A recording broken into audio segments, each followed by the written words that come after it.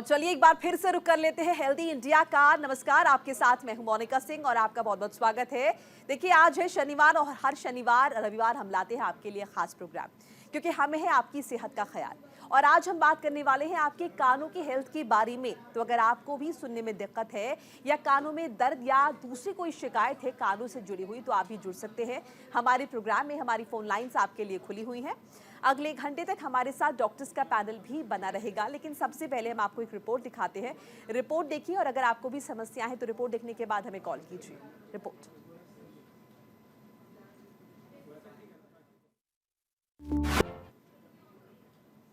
तो जाहिर तौर पर कानों की समस्या आम हो चुकी है और इस पर चर्चा करने के लिए हमारे साथ मेहमानों का पैनल भी जुड़ गया है। सभी का मैं स्वागत कराना चाहूँगी। ये पंकज कुमार जुड़े हमारे साथ, सीनियर स्पेशलिस्ट है ENT के। इनके अलावा हमारे साथ डॉक्टर रमन शर्मा जुड़े हैं, डॉक्टर अश्विनी कुमार हमारे साथ जुड़े हैं, डॉक्टर अनुराग भार्गव भी हमारे साथ जुड़े हैं। आप सभी मेहमानों का बहुत बहुत शुक्रिया। तो पहले मैं डॉक्टर अश्विनी आपका रुख करना चाहूँगी। कानों की समस्या इतनी आम, क्या धीरे धीरे वक्त के साथ या फिर ख़राब लाइफस्टाइल की वजह से इसमें ज़्यादा इजाफा देखने को मिल रहा है? नमस्कार। आपने अच्छा टॉपिक उठाया है डेफनेस के कारण। आजकल की जो लाइफस्टाइल के कारण जो हमारे साथ जो हम बिज़ी लाइफ शेड्यूल है, exposure to lots of loud music, ज़्यादा देर तक इस्तेमाल करना, डीजे के सामने खड़ा होना और अपने कानों को उतनी जल्दी अच्छा से बचाव नहीं करने के कारण आजकल के समय में देखा गया है कि जो हियरिंग लॉस है, जो डेफनेस है, काफ़ी बढ़ती जा रही है। और WHO के रिकॉर्ड के अनुसार भी आजकल 5% लोगों में डेफनेस काफ़ी कॉमन हो गई है, which includes almost around 34 million people, I mean childrens are born with a deafness, जो हमारे जो गंभीर बहरापन है उसके कारण देखा जा रहा है। तो यस, बहरापन एक गंभीर समस्या है, उसको इतनी आसानी से नहीं लेना चाहिए और हमें समय रहते ही उसका अच्छे से डायग्नोसिस बना के उसका इलाज करना चाहिए, ताकि हमें अच्छा उसका रिज़ल्ट मिल सके हमें। डॉक्टर अनुराग कहते हैं कि एज के साथ भी धीरे धीरे जैसे आपकी उम्र बढ़ती जाती है ये समस्या आम होती जाती है। तो ऐसे में जानना चाहेंगे कि कौन सी उम्र का वो पड़ाव है जब ये समस्या ज़्यादा देखने को मिलती है? देखिए, जो बहरापन है ये अपने आप में कई चीज़ें अपने साथ में और ले आता है। तो जैसा आपने दिखाया भी और जैसा डॉक्टर साहब ने बताया कि ज़्यादा शोर वाली जगह पे जब हम रहते हैं तो धीरे धीरे हमारे कान के जो मसल्स हैं और बीच का मिडिल ईयर है वो थोड़ा काम करना कम कर देता है। तो ये उम्र के 60 साल की उम्र के बाद और जो लोग फैक्ट्री वगैरह में काम करते हैं वो 50 साल के बाद ही थोड़ा कम सुनने लगते हैं। तो इसके लिए सरकार ने एक national programme for prevention and control of deafness बनाया है और हर ज़िले में इसमें ENT सर्जन और एक ऑडियोमेट्रिस्ट पोस्टेड इसी काम के लिए किए गए हैं। मेडिकल कॉलेजेस में भी ये पूरा प्रोग्राम रन होता है और 16 साल से छोटे बच्चों के लिए जो है वो एक राष्ट्रीय बाल स्वास्थ्य कार्यक्रम चलता है। इस बाल स्वास्थ्य कार्यक्रम में हर ब्लॉक पे 2 टीमें पोस्टेड हैं, जो जहाँ पर भी कहीं आंगनवाड़ी केंद्र हैं और सरकारी स्कूल हैं उसमें महीने में 2 बार वहाँ पे टीम दौरा करती है और पूरे बच्चों का जांच पड़ताल करती है। उसमें जिस भी बच्चे की कोई भी बीमारी होती है, कान की बीमारी होती है, कोई भी बीमारी होती है, तो उसका मुफ्त में इलाज सरकार द्वारा कराया जाता है। इवन चश्मे तक मुफ्त में दिए जाते हैं। इसी तरीके से जो बड़े लोग हैं उनके लिए भी समय समय पे कैंप लगाया जाता है और जो तहसील मेला होता है उस तक में कान की मशीनें सप्लाई की जाती हैं मुफ्त में। तो ये बहुत अहम जानकारी आपने साझा की उन तमाम लोगों के लिए जिन्हें इनकी दरकार है। डॉक्टर पंकज, मैं आपका रुख करना चाहूँगी। आपको क्या लगता है बदलते वक्त के साथ ईयरफोन का इस्तेमाल बहुत ज़्यादा हो गया, तो क्या ये बड़ा इफेक्ट डाल रहा है उन लोगों पर जो कि शायद अभी उस एज ग्रुप में है भी नहीं, जिनको असर पड़ना चाहिए, मतलब जिनको कानों पर असर पड़ना चाहिए? आप देखें कि मेट्रोपॉलिटन सिटी में, चाहे वो मेट्रो हो, एयरपोर्ट हो, बस स्टैंड हो या कॉलेज हो, स्कूल हो, बहुत सारे लोग जो हैं ईयरफोन का इस्तेमाल करने लगे हैं। और ये सोशल मीडिया के टाइम पे आप देखेंगे कि आप ईयरफोन आने वाले टाइम में बहुत बड़ा एक डॉक्टर साहब, मैं रोकना चाहूँगी, कॉलर जुड़ गए, पहले उनसे बात कर लेते हैं। सुनील जुड़े हमारे साथ दिल्ली से। सुनील जी, स्वागत है आपका, सवाल अपना पूछिए।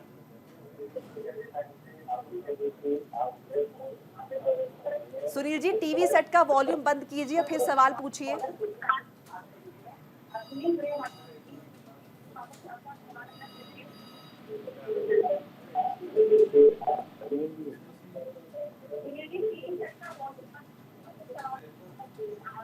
क्या आपको हमारी आवाज मिल रही है? हेलो। जी, अपना सवाल पूछिए।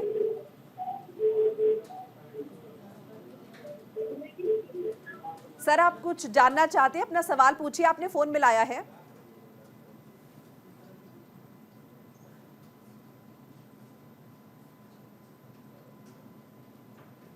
चलिए, अपनी बात आप प्लीज पूरी कीजिए।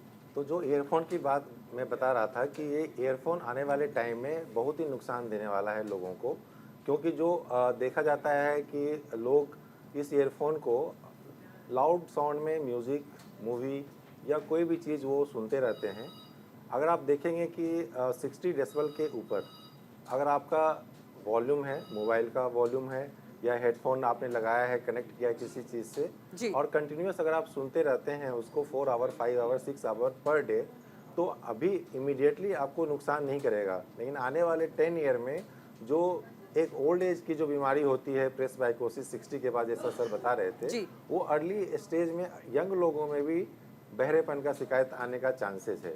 इसीलिए आज के डेट में आप देखेंगे कि अच्छे फ़ोन में एक एंड्रॉयड फ़ोन में जनरली देखा जाता है कि जैसे ही 70 डेसिबल के ऊपर अगर आपका साउंड जाता है, वो आपको अलर्ट करते अलर्ट हैं। करता है। तो अलर्ट को आप हमेशा अलर्ट मारें। ऐसा नहीं है कि उस 70 डेसिबल के ऊपर भी लाउड म्यूज़िक में आप कोई सॉन्ग सुन रहे हैं तो आप डेंजर एरिया में जा रहे हैं। तो इस तरीके से प्रिवेंट करना है और कंटिन्यूसली उसको अवॉइड करना है। बिल्कुल। ईयरफोन के जगह आप जो है कॉल आता है तो कोशिश करें कि उसको स्पीकर मोड पे ही, अगर आप कंफर्टेबल हैं स्पीकर मोड पे सुनने के लिए फ़ोन को, तो उस फ़ोन को भी आप जो है स्पीकर मोड पे ही सुने, क्योंकि बहुत सारे लोग जो जिनका वर्क विदाउट फ़ोन तो आप काम नहीं कर सकते हैं आज के डेट में, तो इस चीज़ से आप प्रिवेंट करें और कम से कम यूज करने की कोशिश करें, जिससे कि आने वाले टाइम में आपका जो हेयरिंग लॉस समय से पहले आपका बहरापन ना आए। बिल्कुल। हमारे साथ एक कॉलर जुड़े हैं, सरोज जी हमारे साथ। बहुत बहुत स्वागत है आपका, सवाल पूछिए अपना।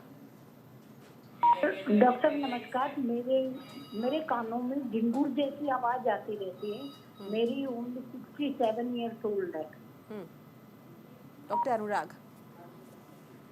ये जो आपके कानों में आवाज़ आती है, इसका मेन कारण जो होता है वो ब्लड प्रेशर होता है। और ब्लड प्रेशर वो भी जो अदलता बदलता रहता है। तो जैसे सुबह कुछ था, दोपहर को कुछ था, तो इसके लिए आपको ब्लड प्रेशर की दवाइयाँ आपने लेनी चाहिए। और मैं रिक्वेस्ट करूँगा डॉक्टर साहब से।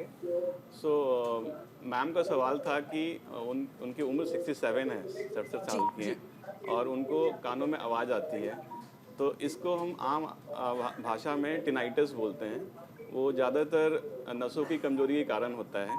तो इसमें सबसे पहला चीज़ है कि हम अपना सुनाई की जांच कराएं। और इम्पॉर्टेंट होता है इस माध्यम से कि हमें देखना पड़ता है कि किस फ्रीक्वेंसी में हमारी आवाज़ कम हो गई है। और अगर नसें वीक होती हैं तो टिनाइटस जो आवाज़ है वो तब ज़्यादा होती है जब हम शांत बैठे रहते हैं अकेले कमरे में, जब हमारा एम्बिएंट नॉइज़ नहीं है। जब ज़्यादा हम उस आवाज़ पे गौर करेंगे, ज़्यादा हम ध्यान देंगे तो आवाज़ तेज़ हो जाएगी, और ज़्यादा हम स्ट्रेस लेंगे तो आवाज़ ज़्यादा परेशान करती है। तो पहले आवाज़ अपनी हियरिंग का लेवल का टेस्ट कराना चाहिए उसमें, और देखना चाहिए कि अगर वो हियरिंग लॉस आपकी रिवर्सिबल है, जैसे कि किसी कारण से है, वैक्स के कारण है, जैसे कान में गंदगी है या मिडिल ईयर फ्लूइड है या आपकी नसें कमज़ोर हो, उसमें पता लगा के अगर रिवर्सिबल हियरिंग लॉस है तो आपकी वो कॉज को ख़त्म करेंगे तो आपकी हियरिंग नॉर्मल हो जाएगी, तो आवाज़ भी आपकी नॉर्मल नहीं रहेगी। अगर नसों की कमजोरी है तो उसमें आपकी जो टिनाइटस परसिस्ट कर सकती है, उसमें आपको अपने ब्रेन को ट्रेन करना होता है उसके लिए, उसको हम लोग बोलते हैं टिनाइटस रिटेनिंग थेरेपी। उसके माध्यम से आपको उस आवाज़ पे ध्यान न दीजिए, distraction, second is relaxation, and third is sound enrichment. हमें ज़्यादा शांत वाले जगह पे नहीं रहना चाहिए, मतलब कुछ कुछ pink noise, white noise background में रहना चाहिए ताकि हम उससे निजात पा सकें। कोई दवा का कोई रोल नहीं है इसमें, देखा गया है स्टडीज़ के माध्यम से। मैक्सिमम केस में जब ज़्यादा परेशान करती है टिनाइटस तो हम लोग डिवाइस के माध्यम से टिनाइटस मास्किंग डिवाइस लगा सकते हैं, जिसके कारण कि टिनाइटस का समस्या का समाधान हो सकता है। चलिए हमारे साथ एक और कॉलर जुड़े हैं, रामदेव सिंह है हमारे साथ। बहुत बहुत स्वागत है आपका, सवाल अपना पूछिए। जी मैम, अभी कुछ दिन पहले मुझे सर्दी हो गई थी। एक आध महीने पहले जुकाम सर्दी हो गई थी। तो उसके बाद वो ये मतलब ये कानों में सुनाई पड़ना मतलब कम हो गया, धीमा सुनाई पड़ने लगा। तो अभी कुछ दिन पहले एक कान से तो सही हो गया, अब दूसरा अभी राइट साइड का ये मतलब अभी पूरी तरीके से उस पर नहीं आया है। डॉक्टर अनुराग, ये समस्या बहुत कॉमन हो रही है आजकल, कोल्ड की वजह से कानों में दिक्कत पहुंच रही है। जी बिल्कुल, माफ कीजिएगा डॉक्टर पंकज, सॉरी। देखिए, जो आपका सर्दी और जुकाम में जनरली देखा जाता है कि कानों में लोगों को सुनाई देना कम पड़ जाता है। उसकी मेन वजह होती है जो हम नाक और कान के बीच में एक ट्यूब होता है जिसको हम लोग इंस्टीट्यूशन ट्यूब बोलते हैं। तो जो बलगम आपके साइनस का है, जो नाक का जो बलगम है, वो उस ट्यूब के माध्यम से कान के पर्दे के पीछे जाके जमा हो जाता है, कलेक्शन हो जाता है, जिसके कारण से कभी कभी ये भी देखा गया है कि कान में बहुत तेज़ दर्द होना, सुनाई न पड़ना, ब्लॉकेज होना, ये समस्या आता है। जैसा कि आपने समस्या बोला है कि कान सर्दी जुकाम के बाद जो है मेरा कान बंद हो गया है, तो मोस्ट लाइकली आपको जो है वो पीछे कान के पर्दे कुछ कलेक्शन है जो कि सिक्रीशन है, उसके वजह से आपको सुनाई कम पड़ रहा है। उसके लिए इलाज करने के लिए सबसे पहले आपको ईएनटी डॉक्टर के पास जाएंगे, आपके कान के पर्दे का चेकअप करेंगे। कान का पर्दा सबसे पहले नॉर्मल है कि नहीं है, वो इंटैक्ट है कि नहीं है, वो देखना होता है। फिर उसके बाद जो है एक टेस्ट करते हैं हम लोग ईएनटी में, जिसको हम लोग बोलते हैं इम्पीडेंस ऑडियोमेट्री। इम्पीडेंस ऑडियोमेट्री से ये पता चलता है कि उस ग्राफ में अगर बी टाइप का ग्राफ आ रहा है तो इसका मतलब फ्लूइड का कलेक्शन है कान के पीछे। और फिर उसके बाद उसका उपचार है। उपचार में सर्दी जुकाम के लिए जनरली आपको जो भी एंटी हिस्टामिन टैबलेट होता है, सर्दी की गोली होती है, रात में आपको खाना है। नेजल स्टेरॉइड स्प्रे भी आप ले सकते हैं। नाक के आप जो कि लोकल डॉक्टर के पास आप दिखाएंगे तो आपको नाक के नेजल स्टेरॉइड स्प्रे भी दिया जाएगा, जिससे कि आपको जुकाम, सर्दी और जो डिकंजेस्टेंट ईयर नेजल ड्रॉप होते हैं उसको भी डालने से आपको आराम मिलेगा। इसके साथ साथ जो घरेलू उपचार है, आप स्टीम लीजिए। स्टीम लेने से क्या होगा कि नाक के अंदर जो सिक्रीशन है आपका, वो आपका जो है नेजल ब्रीदिंग आपका ओपन हो जाएगा, नाक में सांस लेने में कोई तकलीफ नहीं होगी। जो सिक्रीशन है वो भी आपका थोड़ा सा ढीलापन आएगा उसमें, और उसके बाद जो है आप अच्छे तरीके से सुन सकते हैं। कोई ऐसी गंभीर बीमारी नहीं है, आप अपने लोकल ईएनटी डॉक्टर से जाके दिखाएंगे और मेडिकल ट्रीटमेंट से ही ये ठीक हो सकता है। चलिए, हम उम्मीद करते हैं कि आपको आपकी समस्या का समाधान मिल गया होगा। दुबे जी जुड़े हैं हमारे साथ, स्वागत है आपका, सवाल पूछिए अपना। मैं लगभग 2 वर्षों से मुझे बहुत दिक्कत है। कानों में बहुत तेज आवाज, शोर सी होती है, जैसे कोई नहर सी बह रही हो। 2 वर्षों से ये बहुत समस्या है। और जब हमारे दांत एक दूसरे से टच होते हैं तो ये आवाज डबल दूने प्रेशर से हो जाती है। और रात में सो भी नहीं पा रहे हैं, बहुत ज्यादा प्रॉब्लम हो रही है लगातार। ठीक है, डॉक्टर रमन शर्मा। डॉक्टर रमन, आपने सवाल सुना, अगर आप कुछ बताना चाहें तो। उनकी आवाज़ थोड़ी सी कम थी। जी, उन्होंने बताया कि 2 साल से उनके कानों में काफ़ी शोर सुनाई देता है, अचानक आवाज़ गूंजती रहती है कानों में, और अगर दांत आपस में मिलते हैं तो उससे वो आवाज़ और ज़्यादा बढ़ जाती है। राइट, और इनकी मैं एज जानना चाहूँगा, एज कितनी है? दुबे जी, आपकी उम्र कितनी है? जी सर, आपकी उम्र कितनी है? 30 साल। 30। ओके, सो पहले मैं इनको यही बताना चाहूँगा, अगर कान के अंदर 2 साल से आवाज़ें आ रही हैं तो सबसे पहले हमें कान को एग्जामिन करना है। मोस्ट कॉमन जो कॉज होता है ऐसी आवाज़ें आने का कि कान के अंदर वैक्स हो। सो वैक्स की वजह से भी ये ऐसी आवाज़ें आती हैं और वो एक ट्रीटेबल कॉज है। दूसरा, अगर इनका कान साफ है, अगर कोई ईएनटी सर्जन का एग्जामिन करे और कान साफ है, कान का पर्दा ठीक दिख रहा है, तो हमें इनकी एक सुनाई की जांच करनी पड़ेगी कि इनको क्या उस आवाज़ के साथ सुनाई में कोई तकलीफ है कि नहीं। दूसरा, ये बोल रहे हैं कि जब भी मैं दांत चबाता हूँ तब मेरे को आवाज़ ये ज़्यादा बढ़ जाती है। तो हमारे कान के बिल्कुल आगे वाले हिस्से में यहाँ पर हमारा एक जॉइंट होता है जो कि हमारे ये जबड़े को और स्कल की बोन को ज्वाइन करता है। सो इसकी वजह से भी कान के अंदर हमारी मूवमेंट ट्रांसमिशन होता है और ये आवाज़ें ज़्यादा बढ़ जाती हैं। सो इनको मैं यही एडवाइस करना चाहूँगा कि अगर आपको ये तकलीफ है तो एक किसी भी ENT सर्जन को आप दिखाइए। अगर आपका कान साफ है और कोई दिक्कत नहीं है, सिर्फ आवाज़ें आ रही हैं, तो हम इनको इग्नोर कर सकते हैं। और अगर इसके साथ आपको सुनाई में भी तकलीफ है इन आवाज़ों के साथ, तो फिर हमें उसका इलाज करना पड़ेगा। कॉमनली अगर इनकी नसों में कमज़ोरी हो रही है तो हमें उसके अकॉर्डिंग इनका इलाज करना पड़ेगा। प्योर टोन ऑडियोमेट्री जो हम सुनाई के लिए एक टेस्ट करते हैं, वो टेस्ट करवा के। चलिए, हम उम्मीद करते हैं कि आपको आपके सवाल का जवाब मिल गया होगा। डॉक्टर साहब ने बहुत अच्छे से समझाया भी, क्योंकि बहुत कॉमन समस्याएं हैं कानों में वैक्स जमना, जिसकी वजह से सुनाई ना देना। डॉक्टर अश्विनी, मैं जानना चाहूँगी, कानों में अगर वैक्स जमा हो रही है तो किस तरह से वे क्लीन करना चाहिए कानों को, किस तरह से ख्याल रखें अपने कानों का? सबसे पहली बात कि अगर आपके कान में लगता है कि हमें ब्लॉकेज सी फील हो रही है, बंद बंद सा लग रहा है, आवाज़ क्लियरली आवाज़ नहीं सुन पा रहे हैं, तो एक कारण हो सकता है वैक्स कान के बनना। जो नॉर्मली कान में हमारे जो ईयर कैनाल की जो लाइनिंग होती है उसमें सेरुमिन बनता है, जिसको जो उसमें हमें वो प्रोटेक्शन देती है हमें कानों को, लेकिन वो बार बार जमा होने के कारण एक डिपॉजिट सी लेयर बन जाती है, इसका हम बोलते हैं कि वैक्स बन गया है। अब वो वैक्स को आइडियली किसी को खुद से साफ़ करने की ज़रूरत नहीं पड़नी चाहिए, क्योंकि वो जब भी आप कान की साफ़ करने की कोशिश करेंगे तो आप उसको नुकसान पहुंचा देंगे अपने कान को। तो इससे ज़रूरी है कि जब भी आपके कान में वैक्स होता है ना, तो खुद को उससे साफ़ ना करें, किसी ENT स्पेशलिस्ट को जाके दिखाएं और उसको अच्छे से उसका ट्रीटमेंट करा के उसको निकलवाना चाहिए। खुद से आप करेंगे साफ़ सफाई तो उससे आप उसको अपने पर्दे को नुकसान पहुंचा सकते हैं, कनाल के लाइनिंग को नुकसान पहुंचा सकते हैं, जिसके कारण कि आपके कान में इन्फेक्शन हो सकता है। तो ईयरबड का प्रयोग करना, किसी चाबी से निकालना या किसी चीज़ को निकालना, स्ट्रिक्ट नो। मैं सबको यही अनुरोध करूंगा कि आप खुद से अपना कान साफ़ ना करें, कभी भी ईयरबड का प्रयोग ना करें और ना ही किसी को करने दें। चलिए, हमारी चर्चा लगातार बनी रहेगी। इस बीच अगर आपके भी कुछ सवाल हैं, कुछ क्यूरोसिटीज़ हैं, तो हमारे साथ जुड़ सकते हैं। फिलहाल एक छोटा सा ब्रेक ले रहे हैं, ब्रेक के बाद फौरन हाजिर होंगे, कहीं मत जाइएगा।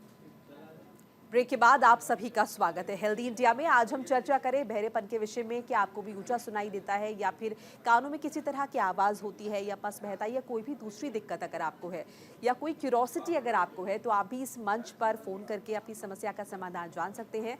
फ़ोन लाइन्स हमारी खुली हुई हैं, ईमेल ID भी हम लगातार फ्लैश कर रहे हैं। आपको कोई भी दिक्कत हो तो मेल भी कर सकते हैं।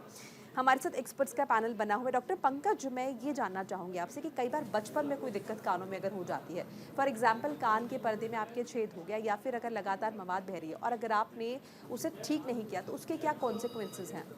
देखिए, बहुत अच्छा क्वेश्चन है। बचपन में क्या होता है कि लोगों का अवेयरनेस नहीं रहता है। बच्चों में अपर रिस्पिरेटरी ट्रैक के कारण जो है कानों का पर्दा डैमेज हो जाता है, उसके बाद कानों से मवाद आना शुरू हो जाता है, कानों से पस आना शुरू हो जाता है, और वो बिल्कुल अलार्मिंग टाइम होता है जब आप जो है लोकल डॉक्टर से आप दिखा सकते हैं। अगर आपने उस समय अगर प्रॉपर तरीके से अगर आप इलाज नहीं कराते हैं अपने कान के पर्दों का, जो पस आ रहा है पस का अगर आप ट्रीटमेंट नहीं कराते हैं, तो वो जाके परमानेंट परफोरेशन बन जाता है, जिसमें हम लोग आम भाषा में बोलते हैं कान के पर्दे में छेद हो गया है। क्योंकि छोटे बच्चों में जनरली उसी समय स्टार्ट होता है और वो लोग प्रॉपर तरीके से ट्रीटमेंट नहीं कराने के कारण कुछ सालों के बाद वो परमानेंट एक परफोरेशन कान के पर्दे का छेद हो जाता है, जिसके कारण क्या है कि समय समय पे कान से मवाद आना, पस आना, आपके सुनाई की शक्ति कम दे देना, और उसके कॉम्प्लिकेशन भी हैं। कॉम्प्लिकेशन में अगर आपने इनिशियल टाइम पे अगर आपने ट्रीटमेंट कराया तो उसका उपचार भी बहुत सिंपल है। अगर अब मवाद आ रहा है और ट्रीटमेंट नहीं करा सकते हैं तो इसके कॉम्प्लिकेशन होने के भी चांस है। इवन सम टाइम तो इसमें देखा गया है कि आपके जो हैं एप्सिस बन जाते हैं, मेस्टोइड एप्सिस बन जाते हैं, ब्रेन एप्सिस बन जाते हैं, टेम्पोरल बोन एप्सिस बन जाते हैं, और बहुत सारे कॉम्प्लिकेशन हैं। मेनिंजाइटिस हो जाता है, मुंह का टेढ़ापन आ जाता है, सुनाई की शक्ति कम हो जाती है। ये सारे कॉम्प्लिकेशन जो है आना शुरू हो जाता है समय के साथ। तो सभी लोगों से यही है कि जब भी आपको, स्पेशली ये देखा जाता है रूरल एरिया में, अभी भी ये देखा जाता है, या जिनका लो सोशोइकोनॉमिक इकोनॉमिक स्टेटस है, जहाँ पे बहुत सारे लोग रह रहे हैं, हाँ, उस कंडीशन में भी देखा जाता है कि वो लोग प्रॉपर तरीके से बच्चों का इलाज नहीं कराते हैं। जैसे ही आपके कान में पस आता है तो आपको तुरंत जो भी आपका सेंटर है, प्राइमरी हेल्थ सेंटर है, टर्सरी हेल्थ सेंटर है, मेडिकल कॉलेज है, प्राइवेट हॉस्पिटल है, वहाँ पे जाके उसका समय रहते इलाज कराइए। नहीं तो आगे आने के टाइम पे आपका बहरापन के साथ साथ आपके कान की नसें भी जा सकती है, कान के पर्दे भी आपके नुकसान कर सकते हैं, और इसके कॉम्प्लिकेशन बहुत सारे जो हैं जो टाइम टू टाइम आपको प्रॉब्लम क्रिएट कर सकता है। जी, सुदीप जुड़े हमारे साथ, हमारे कॉलर। सुदीप जी, आपका बहुत बहुत स्वागत है। सवाल अपना पूछ सकते हैं आप। जी नमस्कार। जी सुदीप जी, अपना सवाल पूछिए। जी, अपना सवाल पूछिए आप। मेरा बेटा ये कान जो है बड़े कभी ज्यादा आवाज आने लगती है, सही नहीं है, बंद हो जाते हैं अपने आप ही। कभी ज्यादा आवाजें आने लगती हैं, कभी कान बंद हो जाते हैं। डॉक्टर रमन, अगर आप सुन रहे हैं इनकी समस्या तो जरा समाधान कीजिए। कितनी उम्र बताइए आपने? एज कितनी बताइए, उम्र कितनी बताइए आपने? उम्र मेरी 76 साल है जी, 76। डॉक्टर रमन। हाँ जी। जैसे इन्होंने बताया इनकी एज है 76 ईयर्स। ये एक ऐसी एज है जिसमें प्रेस्बाइक्यूसिस, जैसे कि डॉक्टर पंकज ने भी बताया था कि age related hearing loss is very common. अब इस एज पे काफ़ी पेशेंट्स हिस्ट्री देते हैं कि इनका जो सुनाई है वो धीरे धीरे, बहुत समय से धीरे धीरे इनको कम सुनाई दे रहा है, पर किसी एक मोमेंट पे इनको लगता है कि अब हमें नहीं सुनाई दे रहा है, फिर ये इंटरमिटेंट प्रोसीजर होता है। ऐसा क्यों होता है कि जब ये पेशेंट्स को काफ़ी लॉन्ग टाइम से they become use to for a low noise, and जब इनको जुकाम होता है ऐसे पेशेंट्स को, अंदर ईयर के अंदर फ्लूइड जमा हो जाता है, एंड सडनली उनको लगता है कि हमारी जो सुनने की क्षमता है वो काफ़ी कम हो गई है। जब वो फ्लूइड कम होता है, उनका जुकाम ठीक होता है, URTI ठीक होता है, तब उनको लगता है अब हमें थोड़ा सा ठीक सुनने लग गया है, बट वो कभी भी एग्जामिनेशन या ENT स्पेशलिस्ट को जाके नहीं दिखाते या अपने कान का इलाज नहीं करवाते हैं। मैं ऐसे पेशेंट को एडवाइस करूंगा कि वो अपने लोकली ENT प्रैक्टिशनर को दिखाएं। सबसे पहले कि ईयर के अंदर वैक्स तो नहीं है, बिकॉज वो सबसे कॉमन कॉज है। उसके बाद अगर कान का पर्दा ठीक है, पीछे कान के पर्दे के अंदर फ्लूइड नहीं है, तो वो एक हियरिंग असेसमेंट अपना ज़रूर करवाएं। हियरिंग असेसमेंट में पेशेंट को शायद अप्रिशिएट नहीं होता है, लेकिन उनका हियरिंग लॉस है और उनको इंटरमिटेंटली लगता है कि हमारा सुनाई हमारी कम हो रही है जी। इनको मैं यही एडवाइस करूंगा कि आप एक ENT स्पेशलिस्ट को दिखाइए और अपना हियरिंग असेसमेंट जरूर करवाइए। ठीक है, हमारे साथ एक और कॉलर जुड़े, हीरा लाल जी। हीरा लाल जी, स्वागत है आपका। सवाल अपना पूछ सकते हैं आप। मेरा सवाल है कि हमारा जो नेक्स्ट ईयर है उसमें ना पंख जैसी ध्वनि सुनाई देती है, और अभी 8-10 दिन पहले मेरे काम हुआ था तो उसी वजह से आई है। पहले भी आती थी लेकिन बंद हो जाती थी, हमको सुनने में कोई तकलीफ नहीं है, लेकिन ये ध्वनि ना डिस्टर्ब करती है बस।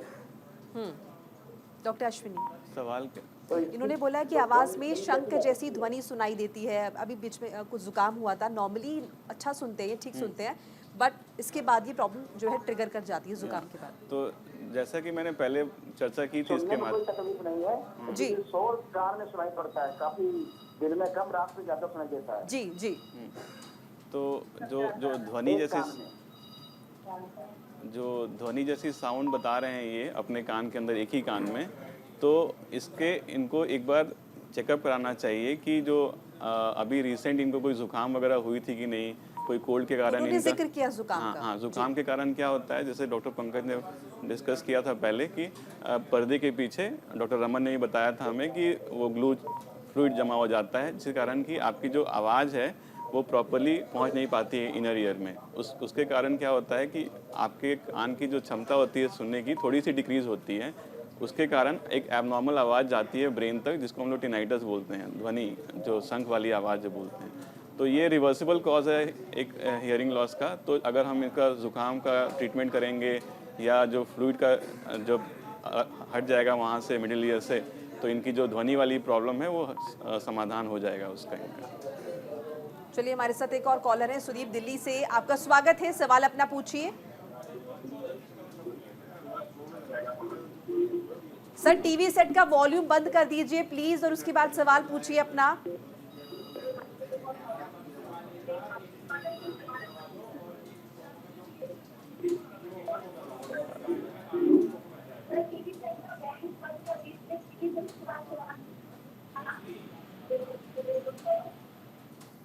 जी सवाल पूछिए। चलिए सविता हमारे साथ जुड़ चुकी है, उनका स्वागत कर लेते हैं। सविता जी स्वागत है आपका, सवाल पूछिए अपना। जी मुझे साइनस की प्रॉब्लम है। जी देखिए साइनस के विषय में हम कल चर्चा और करेंगे साइनस दोपहर इतनी 3 बढ़ चुकी बजे। है, मतलब जी इतनी बढ़ चुकी है मैडम कि मैं कुछ भी नहीं खा सकती। जी देखिए सविता जी कल दोपहर 3 बजे हम इसी पर चर्चा करेंगे, साइनस के विषय में आप जरूर जुड़िएगा। लेकिन आज हम कानों पर बात कर रहे हैं, कानों के विषय में। जिन लोगों को कानों जी। से रिलेटेड प्रॉब्लम है वो हमें कॉल कर सकते हैं, अपनी समस्याओं का समाधान जान सकते हैं। जी शुक्रिया। तो हम इससे पहले लगातार चर्चा करें। अभी डॉक्टर पंकज आपने एक बहुत अहम बात का जिक्र किया था कि कानों में अगर पस पड़ रहा है और वक्त पर अगर इलाज ना किया जाए तो आपने कहा कि फेशियल पॉलिसी भी हो सकती है। जी, फेशियल पैरालिसिस में क्या होता है कि एक टाइप का जो है कॉम्प्लिकेशन होता है, जो डिजीज होती है उसको हम लोग बोलते हैं क्रॉनिक सपोर्टिव ओटाइटिस मीडिया। उसका जो कॉम्प्लिकेशन होता है उसमें 2 टाइप के डिजीज होते हैं। एक होता है सेफ टाइप का, जिसमें कि सिर्फ कान का पर्दा सिर्फ उसमें जो है आपका ख़राब हो जाता है, और एक दूसरा जो टाइप होता है अनसेफ टाइप का। उसके कारण क्या होता है कि जो कान के जो हमारी हड्डियाँ होती हैं, छोटी छोटी जो हड्डियाँ जो हमारे सुनने में हेल्प करती है, उसका गलना, और एक बीमारी जो वहाँ पे आता है कोलोस्टोमा। उस कोलोस्टोमा जो होता है वो बोन को, आपको बोन इरोडिंग प्रॉपर्टी होता है, धीरे धीरे आपके उस जगह के, क्योंकि इतना कॉम्प्लेक्स एनाटमी है कि उस जगह को वो डैमेज करता है, और उसके बिल्कुल पास से हमारे मिडिल ईयर से होते हुए फेशियल नर्व क्रॉस करता है, जो कि फेशियल नर्व हमारे ब्रेन से होते हुए और हमारे फेस के तरफ जो एग्जिट करता है, वो उसी हमारे ईयर कैनाल से, ईयर के जो पार्ट होता है हमारा, उससे क्रॉस करता है, और उसके जो फेशियल नर्व के जो ऊपर से कैनाल को भी वो बोन इरोडिंग प्रॉपर्टी कोलोस्टोमा होता है, वो उसको डैमेज कर देता है, जिसके कारण जो है फेशियल नर्व की इंजरी हो जाना, फेशियल नर्व में जो है उसमें एडिमा हो जाना, उसके ऊपर दबाव पड़ जाना, उस वजह से जो है मुंह का टेढ़ापन आ जाता है। ये एक तरीके का गंभीर कॉम्प्लिकेशन है, क्योंकि आपका जो फेशियल मुंह का टेढ़ापन होना, आंखों का बंद नहीं होना, मुंह का फुलाने में दिक्कत आना, आपको स्माइल में प्रॉब्लम आना, आपको विस्लिंग करने में दिक्कत आना, ये सब प्रॉब्लम आना शुरू हो जाता है, जो कि कॉस्मेटिकली भी एक्सेप्टेबल नहीं होता है लोगों को। तो इसको समय रहते हुए ही आप अगर प्रॉपर तरीके से अगर ट्रीटमेंट करा लेते हैं तो ये कॉम्प्लिकेशन, गंभीर कॉम्प्लिकेशन से आप बच सकते हैं। इसीलिए मैं कहता हूँ जब भी आपको कान में मवाद आता है, सुनाई में आपको तकलीफ आता है, तो आपको नियरेस्ट डॉक्टर से जाके दिखाना है, क्योंकि इस कॉम्प्लिकेशन तक आप पहुँचे ही नहीं।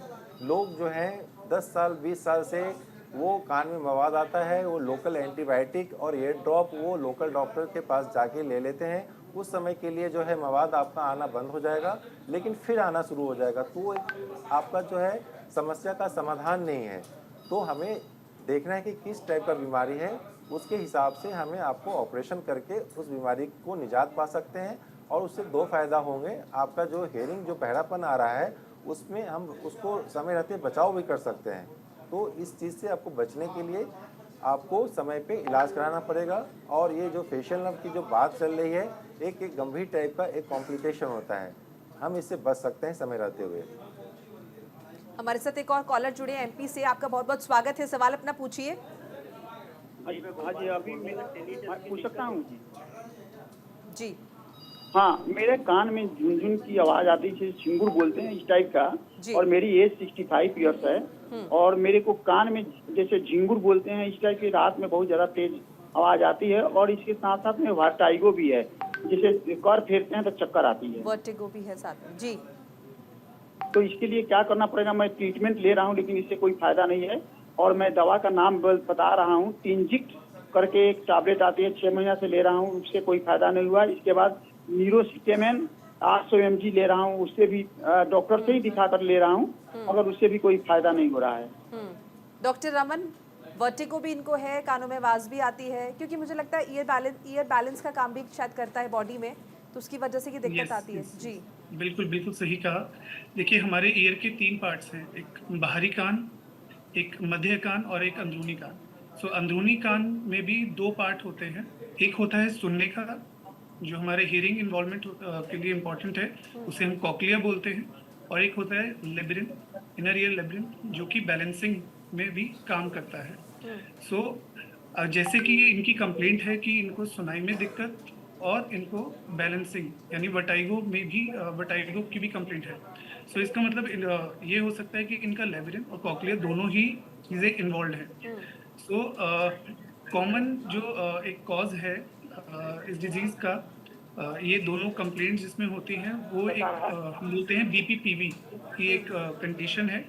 बीपीपीवी जिसमें पेशेंट यूजुअली जब अपनी पोजीशन चेंज करता है, हेड मूवमेंट्स के साथ उनको वर्टाइगो चक्कर ये सब आते हैं।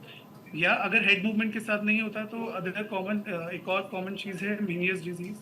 सो हमें ऐसे पेशेंट्स को एक ईएनटी स्पेशलिस्ट इनको एग्जामिन करता है और पहले देखता है कि कान ठीक है, पर्दा सब कुछ ठीक है। उसके बाद हम हियरिंग असेसमेंट करते हैं, प्योरटोन ऑडियोमेट्री, जिसमें हम ये देखते हैं कि कौन कौन सी फ्रीक्वेंसीज अफेक्टेड हैं। सो वो प्योरटोन ऑडियोमेट्री और वो टेस्ट हमें एक आइडिया देता है कि कौन सी कंडीशन हो सकती है। उसके बाद हम कुछ पोजीशनिंग मैन्यूवर्स करते हैं जिससे हमें ये पता चलता है जो लेबिरिंथ है उसमें 3 कैनाल्स होती हैं। सो कौन सी कैनाल या कौन सा एरिया एक्चुअली अफेक्टेड है। सो वो मैन्यूवर करने से वो डायग्नोसिस बनता है और उसके अकॉर्डिंग हम पेशेंट को एक्सरसाइज एक्सप्लेन करते हैं। प्लस सिर्फ मेडिसिन का रोल नहीं होता इस कंडीशन को ट्रीट करने के लिए, हमें कुछ मैन्यूवर्स, कुछ पोजीशनिंग मैन्यूवर्स, कुछ एक्सरसाइजेज भी पेशेंट को एक्सप्लेन करनी होती है।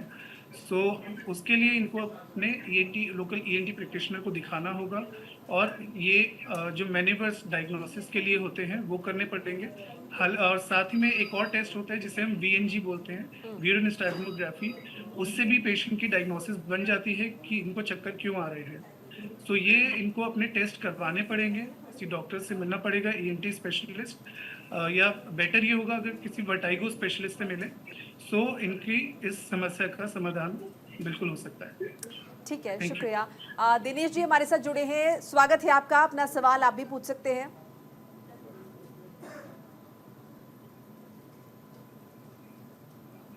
जी दिनेश जी, आप सुन रहे हैं हमें? हेलो जी, एक तो टीवी सेट का वॉल्यूम बंद कर दीजिए सर, और उसके बाद सवाल पूछिए। हाँ डॉक्टर, हेलो जी। डॉक्टर नमस्कार। हेलो जी दिनेश जी, अपना सवाल पूछिए। दिनेश जी,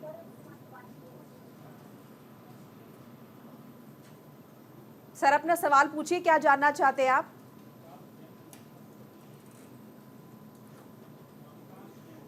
विकास भी जुड़े हैं हमारे साथ। विकास जैन जी, स्वागत है आपका, सवाल पूछिए अपना।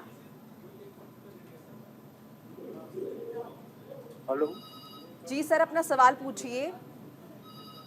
मैडम हमारी उम्र 82 साल है, हमें सुनाई बिल्कुल नहीं आता मैडम। उम्र 82 साल है, बिल्कुल सुनाई नहीं आता। डॉक्टर अश्विनी।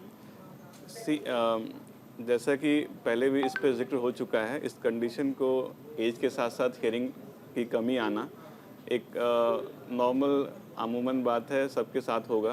उम्र के साथ साथ हमारे जो हेयर सेल्स होते हैं इनर ईयर में वो कम हो जाते हैं, जिसके कारण कि हमें सुनाई कम देती है। अब हमें पता लगाना होता है, ये इस कंडीशन को प्रेस बायोकेसिस बोलते हैं, और हमें पता लगाना होता है कि ये जो बहरापन है किस कैटेगरी में आता है, मॉडरेट है, माइल्ड है, सीवियर है या प्रोफाउंड हियरिंग लॉस है।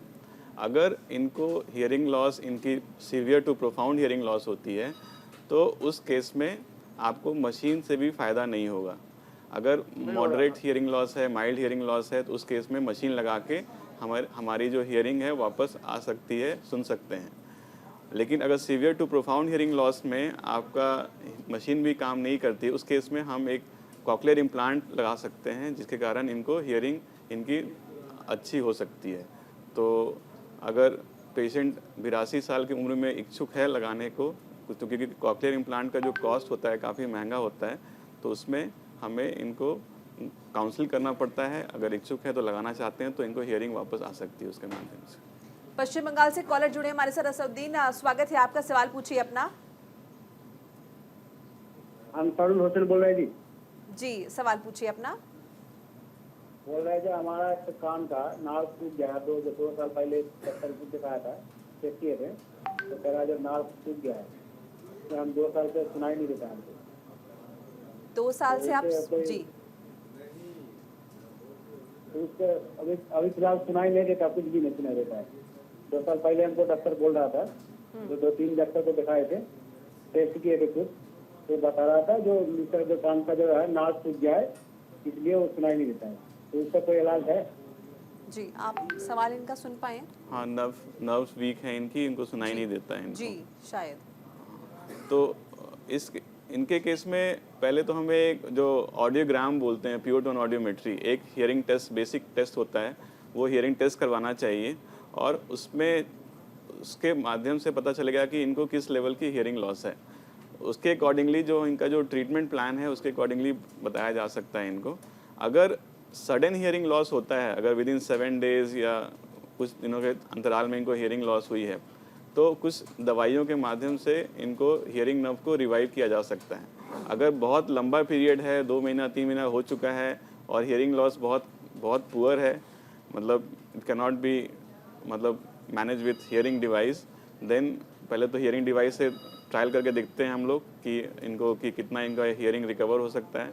अगर नहीं होता है तो फिर कॉक्लियर इम्प्लांट के लिए इनको सोचना चाहिए। अगर इनकी चलिए, हम उम्मीद करते हैं कि आपको आपके सवाल का जवाब मिल गया होगा, क्योंकि हम लगातार ये कोशिश कर रहे हैं कि ज़्यादा से ज़्यादा समस्याओं को अपने 1 घंटे के प्रोग्राम में हम कवर कर लें और जो आम समस्याएं लोगों की उन पर डिस्कशन कर लें। डॉक्टर अनुराग, आपकी क्या राय है? आप क्या कुछ बताना चाहेंगे आम लोगों को? जागरूकता किस तरह से फैलाना चाहेंगे, क्योंकि बहुत सारी जागरूकता की भी कमी है कानों की समस्याओं को लेकर? देखिए, डेफनेस जो है वो न्यूबॉर्न बेबी को भी हो सकती है जी, और उसके मेन कारण जो होते हैं वो जर्मन मीजल्स एक बीमारी है, कंजेनाइटल सिफिलिस हो सकती है, या एंटी मलेरियल उसकी माँ ने खाई हुई हो तो उससे वो हो जाता है। जर्मन मीजल्स जो है अगर पहले 3 महीने में हल्का फुल्का बुखार आए और थोड़े शरीर पे चकत्ते दिखें तो उससे जर्मन मीजल्स को हम लोग लेते हैं। लेकिन अगर एक बार 3 महीने के अंदर ही अंदर अगर माँ को हो जाती है तो सफाई कराना एक बेटर ऑप्शन होता है। उसी के बारे में माँ को सोचना चाहिए जी, क्योंकि उससे इतने सारे कॉम्प्लिकेशंस हो जाते हैं कि आई में भी हो जाता है, शरीर में भी हो जाते हैं, तो उसके बारे में सोचना चाहिए। जी, कोई भी दवाई पहले 3 महीने में अगर लेते हैं तो बिल्कुल डॉक्टर की सलाह से ही लेनी चाहिए। और जो यंग एज में जो होती है तो ट्रॉमा के कारण बहुत हो सकती है, एंटी मलेरियल्स के कारण डेफनेस होती है। और आजकल जो बच्चा होता है तो शुरू में ही उसका टेस्ट करके बताया जा सकता है कि उसको सुनाई दे रहा है या नहीं दे रहा है। और फिर अगर यंग एज में किसी को हो भी गया है तो बहुत सारे सेंटर्स सरकार के द्वारा खोले गए हैं जिसमें बच्चे को ट्रेनिंग की जाती है और लिप रीडिंग करके पढ़ाया जाता है, तो बच्चा काफ़ी कुछ अपने साथियों के साथ और अपने घर वालों के साथ कोऑपरेट कर लेता है। तो इस तरीके से बहुत सारे सेंटर्स भी खुले हैं जहाँ पे आप इनको ले जाके ट्रेन करा सकते हैं, जो कि मुफ्त में किए जाते हैं। जी। एक और कॉलर जुड़े हमारे साथ, उनका स्वागत कर लेते हैं। अपना सवाल पूछिए, क्या जानना चाहते हैं?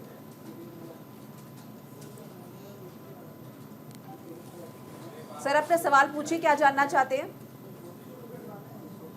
कान में खुजली बहुत होती है मैडम, जी, बहुत ज्यादा खुजली होती है हमारे कान में, जी, बहुत खुजाने का मन करता है। जी। डॉक्टर पंकज, ये कान में जो खुजली होता है ये कोई गंभीर बीमारी नहीं है, एक आदत है। ठीक है, कान में खुजली के लिए सबसे पहले ये देखना है कि आपके बालों में डैंड्रफ तो नहीं है। सम टाइम ये देखा जाता है कि जो डैंड्रफ अगर आपके हेयर में ज़्यादा है तो डैंड्रफ के जो पार्टिकल है हमारे एक्सटर्नल जो कान है, कान के बाहरी वाले जो हिस्से हैं उसमें जाके डिपॉजिट हो जाता है। ठीक है, तो उस कंडीशन में जो है आपको मेडिसिन लेना पड़ेगा। और अगर आपको खुजली की आदत है तो सबसे पहली बात है कि आप कान को अंदर से किसी भी तरीके से आप उसको मैनिपुलेट ना करें। जनरली आज के मार्केट में ईयरबड्स मिलता है, मैं उसके लिए बिल्कुल आपको ये सचेत करना चाहता हूँ कि आप बिल्कुल यूज़ ना करें। ठीक है, दूसरा चीज़ होता है कि लोग ऑफिस में हैं, घर पे बैठे हैं, रिलैक्सेशन मूड में हैं, तो कान के अंदर पेंसिल, पेन, पिन और किसी भी शार्प ऑब्जेक्ट, इवन आपके नेल्स भी जो है, नाखून भी बढ़े हुए नहीं होने चाहिए। सम टाइम जो है हमारे नेल्स भी जो है कान के जो हमारे अंदर के भाग के जो स्किन होते हैं उसको स्क्रैच कर देता है। उस स्क्रैच करने के बाद क्या होता है कि वहाँ पे क्रस्टिंग बनता है, फिर पानी पड़ता है, फिर से रिपीटेड इन्फेक्शन होना एक प्रोसेस बन जाता है। तो जितना आप इचिंग करेंगे कान से आपको उतना ही वो डिस्टर्ब करेगा, तो इसको आदत को अवॉइड करना है। दूसरी चीज़ है कि अगर आपको लगता है कि उससे भी आराम नहीं मिल रहा है तो कोई एंटी फंगल या एस्ट्रॉइड क्रीम आता है मार्केट के अंदर, वो लोकल एप्लीकेशन जो कान के बाहरी वाले हिस्से में आप उसको लगा के सुबह शाम लगा के उसको छोड़ सकते हैं। और जब भी आप नहाते हैं तो ये रखें कि आपका एयर अच्छे से ड्राई हो जाए, तो इस चीज़ से आपको निजात मिल सकती है। दूसरा चीज़ ये आपको पता करना है कहीं आप डायबिटीज़ के तो शिकार नहीं हो रहे हैं, आपको उसको भी रूल आउट करना है कि आपको डायबिटीज़ का तो प्रॉब्लम नहीं आ रहा है, तो आप एक बार शुगर का जांच भी कराएं। अगर वो ठीक है तो कोई दिक्कत नहीं है, अगर शुगर उसमें डिटेक्ट होता है तो आप अपने फिजिशियन से मिलकर उसका इलाज करा सकते हैं। चलिए, हम उम्मीद करते हैं कि आपको आपके सवाल का जवाब मिल गया होगा। इसी के साथ ही हमारे तमाम मेहमानों का हमारे साथ जुड़ने के लिए बहुत बहुत शुक्रिया। तो कोशिश की हमने कि बहुत सारी जानकारी अपने दर्शकों के साथ साझा करें और फ़ोन लाइन के ज़रिए जो कॉलर्स हमारे साथ जुड़ रहे थे उनकी समस्याओं का समाधान करने की भी कोशिश की गई। तो अगले हफ्ते फिर मुलाकात होगी एक नई समस्या के साथ और निश्चित तौर पर समाधान भी लाएंगे। आज के लिए हेल्दी इंडिया में बस इतना ही। दीजिए इजाज़त, नमस्कार।